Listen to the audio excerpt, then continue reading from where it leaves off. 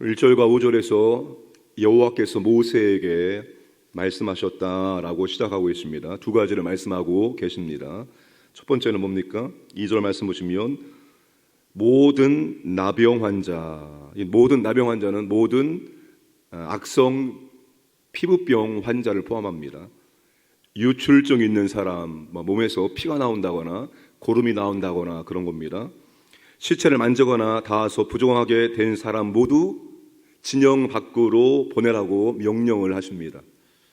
그 이유를 3절에서 말씀하십니다. 남녀를 막론하고 다 진영 밖으로 내보내어 그들이 진영을 더럽히게 하지 말라. 내가 그 진영 가운데 거하느니라 하시매. 그들이 진영을 더럽히게 하지 말라. 만약에 공동체 안에 부정한 사람이 한 사람이라도 생기면 진영 전체가 부정하게 되어진다는 것입니다.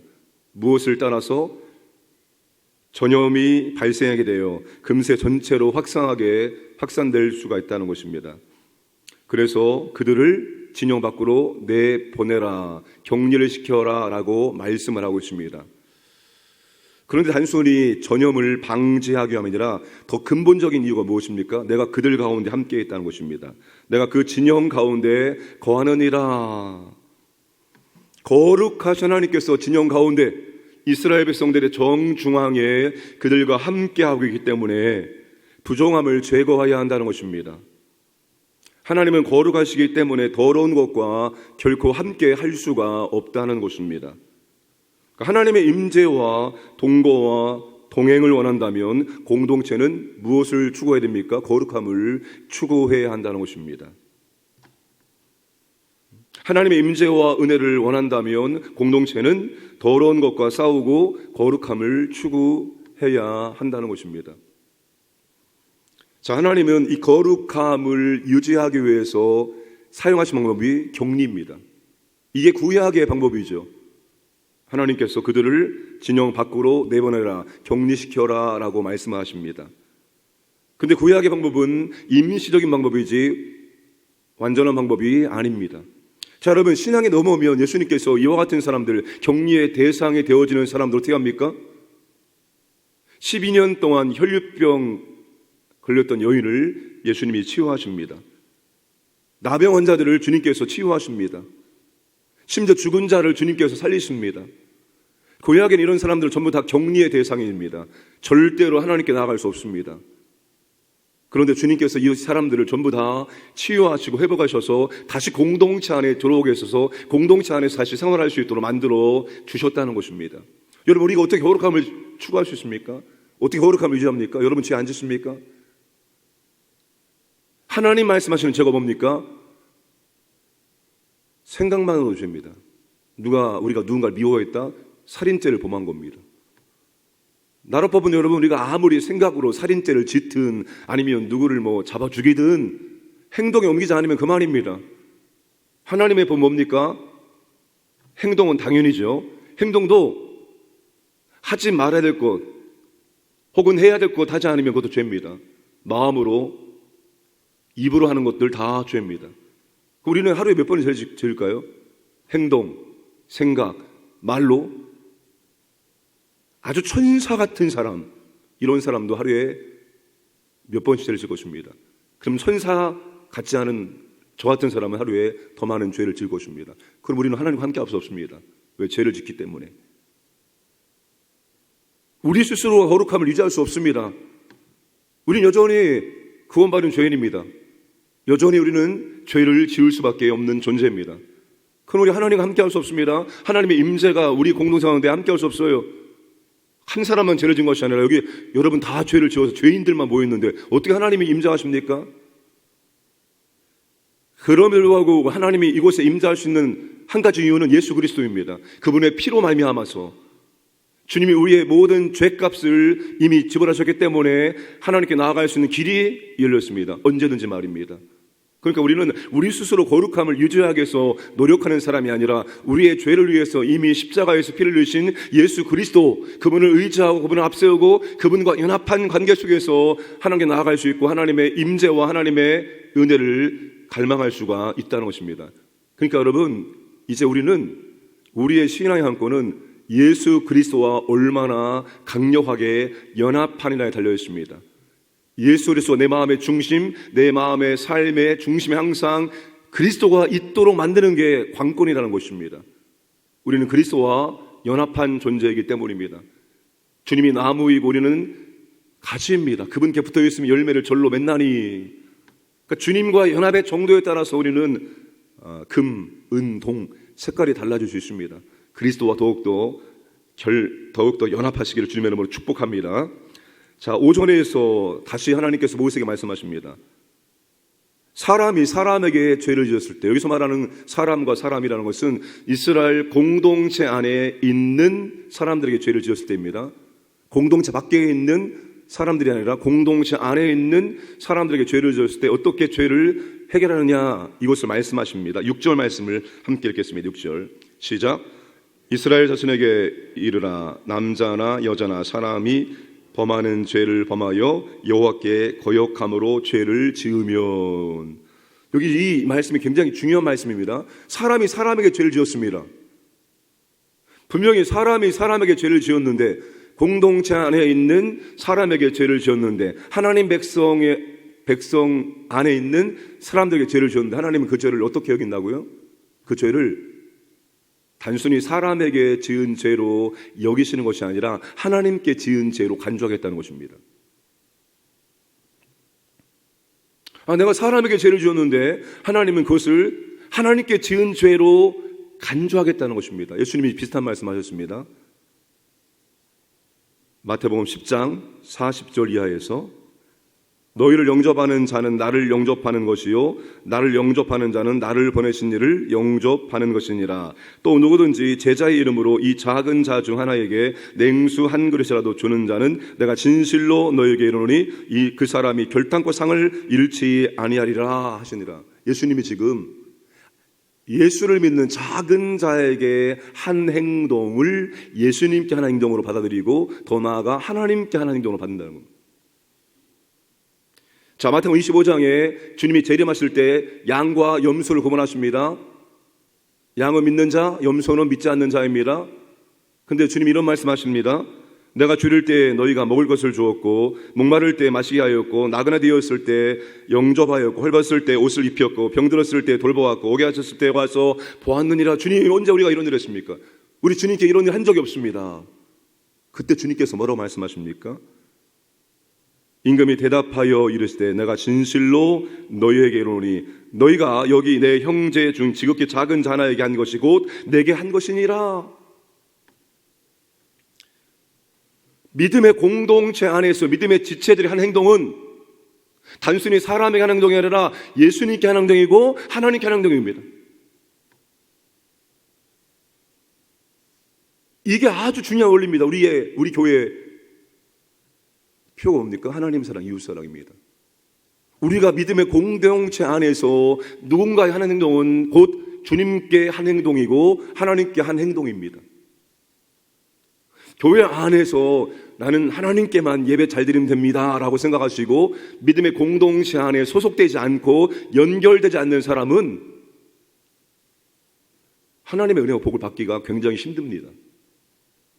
왜? 하나님께서는 믿음의 공동체 안에 소속되어지고 연결되어지고 그 사람에게 한 행동을 하나님께 한 행동으로 여기시기 때문입니다. 그러니까 여러분, 우리가 믿음의 공동체 안에서 믿음의 지체들을 잘 섬기려고 애를 써야 되는 것입니다. 병들었을 때 찾아보고 위로하고, 헐벗을 때 필요한 것을 먹여주고, 이 모든 행동들을 주님은 주님 자신에게 하는 행동으로 여기시기 때문입니다. 사도 요한이 그런 말씀하죠. 아니, 보이는 형제도 사랑하지 못하면서 안 보이는 하나님 어떻게 사랑한다고 말하냐. 보이는 형제를 사랑하지 못하면서 안 보이는 하나님을 사랑한다는 말은 거짓말이다라고 말했어요. 그러니까 여러분, 우리가 믿음의 공동체 안에서 속하고 연결되고 그 믿음의 공동체 사람들을 섬기는 것은 주님께 하는 행동입니다. 주님께 하는 행동. 주님이 다 기억하신다라고 말씀하십니다. 상을 주겠다라고 말씀하십니다. 현세의 보상이고 내세의 보상을 의미하는 것입니다. 그래서 여러분, 우리가 공동체 안에 모든 성도들이 소속되고 연결될 수 있도록 만들어줘야 됩니다. 소그룹 중심의 교회로 간다는 말이 그런 의미입니다. 소그룹 만들어서 그 안에 다 속해서 그 소그룹 안에 만나는 사람들을 주님처럼 생각하고 감당해야 하는 것입니다. 그렇게 할 때 공동체 가운데 주님의 임재, 하나님의 사랑, 하나님의 치유, 하나님의 능력을 경험할 수 있는 것입니다. 하나님의 은혜와 임재와 능력을 경험하는데 공동체 안에 연결도 안 되고 믿음의 지혜를 사랑하지도 않고 섬기지도 않으면 하나님의 임재와 은혜와 능력이 임하지 않게 되는 것입니다. 자, 세 번째, 죄를 지었을 때 어떻게 해결할 수 있습니까? 7절 말씀을 함께 읽겠습니다. 그 지은 죄를 자복하고 그 죄값을 온전히 갚되 5분의 1을 더하여 그가 죄를 지었던 그 사람에게 돌려줄 것이요. 죄를 해결하는 방법 두 가지가 있습니다. 첫 번째는 자백입니다. 자백. 그 지은 죄를 자복하고, 이 말은 자백한다는 것입니다. 고백한다는 것입니다. 제가 죄를 지었네요. 미안합니다. 제가 잘못했습니다. 라고 죄 지은 것을 인정하고 자백하고 고백한다는 것입니다. 내가 죄를 지은 사람에게 미안합니다. 고백하고 자백을 해야 된다는 것입니다. 진심으로 뉘우치고 진심으로 사과해야 되는 것입니다. 그런데 거기서만 끝내는 것이 아니라 어떻게 합니까? 보상을 해야 되는 보상. 본래 값보다 5분의 1을 더해 보상을 해야 됩니다. 그 보상 받을 사람이 없거나 심지어 친척조차도 없다면 어떻게 합니까? 그 배상을 하나님께 돌려 제사장의 몫이 되게 해야 됩니다. 반드시 보상을 해야 한다는 거예요. 진정한 죄를 해결하는 것은 자백과 보상, 이 두 가지가 있을 때 이게 합당한 온전한 회개가 된다는 것입니다. 누가복음 3장 8절에 그러므로 회개 합당한 열매를 맺고, 그러므로 회개 합당한 열매를 맺고, 진짜 회개했다면 뭘로 통해서 할 수 있습니까? 회개 합당한 열매가 맺어지느냐? 주일 하나님 아버지 주일 예배 지각하겠습니다. 회개했어요. 이 회개가 진정한 회개가 되느냐? 그 다음 주일 보면 됩니다. 다음 주일 1분이라도 빨리 와야 돼요. 나는 지난주보다 1분이라도 빨리 오면 합당한 회개한 겁니다.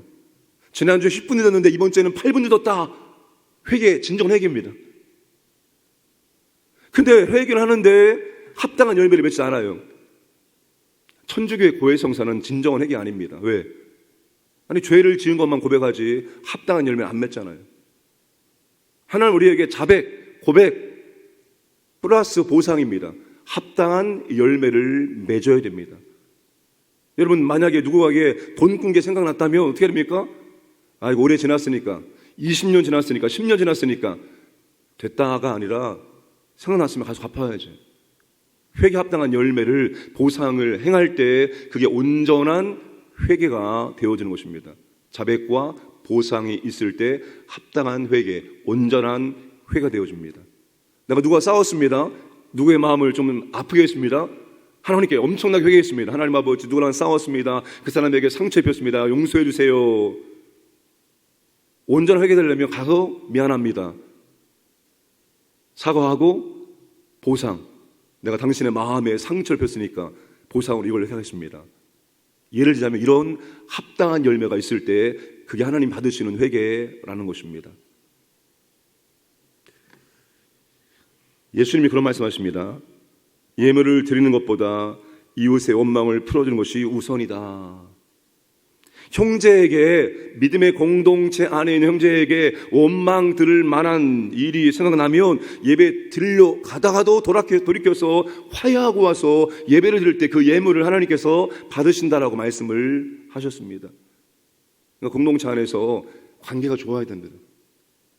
공동체 안에서 믿음의 지체들과 관계가 나쁘면서 하나님의 은혜와 복을 받으려는 것은 말이 맞지 않는 것입니다. 하나님의 은혜와 복을 받으려 한다면 공동체 안에서 믿음의 지체들과 관계가 좋아야 되고 잘해야 됩니다. 그래야지만 하나님의 은혜와 복이 임하게 되어집니다. 하나님이 지금 4장까지 조직을 만들어 놓은 다음에 5장의 첫 번째 하는 말이 이거예요. 하나님과 함께 하기 위해서 어떻게 해야 되냐? 그 그리고 형제들과 이 공동체 안에서 함께 잘 지내기 위해서 어떻게 되냐, 이걸 먼저 말씀을 하고 계십니다.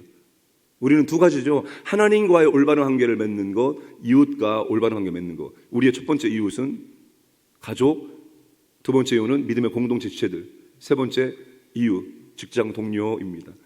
관계를 잘 맺으심으로 하나님의 은혜와 복이 여러분이 계신 곳에 임하게 되기를 주님의 이름으로 축복합니다. 하나님 아버지, 감사, 찬양, 영광을 올려드립니다. 우리에게 생명을 연장시켜 주시고 새벽을 깨어 다른 사람 만나고 사람과 말하기 전에 하나님 앞에 서게 하시고 말씀을 듣게 하시고 하나님과 기도로 교제할 수 있는 은혜를 베푸심을 진심으로 감사합니다. 내 평생에 여호와께 기도한다고 말씀했던 시인처럼 우리의 일평생의 삶이 하나님 이렇게 될 수 있도록 항상 새벽을 깨우시고 인도해 주시기를 원합니다. 아버지 하나님, 우리가 그리스도를 통해서 항상 하나님께 나아가고 하나님과 함께 할 수 있도록 은혜를 베풀어 주시기 원합니다. 믿음의 공동체 안에 만나는 형제 자매들에게, 지체들에게 주님께 하듯 할 수 있도록 은혜 주시고, 잘못한 일이 있다면 진정으로 우리가 자백하고 아버지 하나님 보상할 수 있기를 원합니다. 진정한 회개에 합당한 열매를 줄 수 있도록 은혜를 베풀어 주옵소서. 아버지 하나님, 산불 때문에 많은 피해와 어려움 중에 있는 아버지 우리 이웃들에게 하나님 자비와 긍휼을 베풀어주시고 빨리 아버지 하나님 산불이 진화될 수 있도록 도와주시고 인도하여 주시기를 원합니다.